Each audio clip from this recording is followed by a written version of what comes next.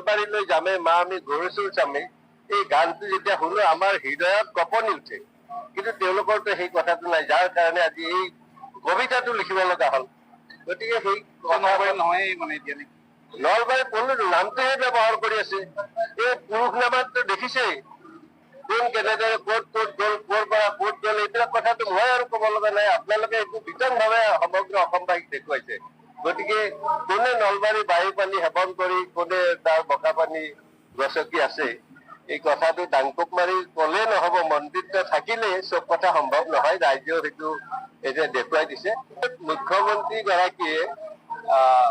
কৰিব লাগিছিলে আৰু এটা তদন্ত কিন্তু মই কওঁ যে ধুৰন্ধৰ মিছলে মুখ্যমন্ত্ৰীগৰাকীতে সতীৰ্থক ৰক্ষণাবেক্ষণ দিয়াৰ কাৰণেহে তেওঁ যত্ন কৰে বিষয়টোৰ উচিত তদন্তৰ কথা কেতিয়াও নহ'বে এইটো এটা লজ্জাজনক কথা হৈছে বুলি আমি ভাবিছো গতিকে ইয়াৰ বিচাৰো জনসাধাৰণে নিশ্চয় কৰিব গিৰগাঁও কেলেংকাৰীক লৈ নলবাৰীৰ প্ৰাক্তন বিধায়ক অশোক শৰ্মাৰ এয়া বিস্ফোৰক মন্তব্য মা আমি নলবাৰী যাম মা আমি গৰুচুৰ চাম এজন মন্ত্ৰীৰ কাৰ্যৰ বাবে এনেকুৱা গীত ৰচনা হ'বলৈ পাইছে এই গান শুনিলে আমাৰ বুকু কঁপি উঠে এনেদৰে এতিয়া বিধায়ক অশোক শৰ্মাই বিস্ফোৰক মন্তব্য প্ৰদান কৰিছে নিউজ ডেস্ক ৰিপৰ্ট দৈনন্দিন অসম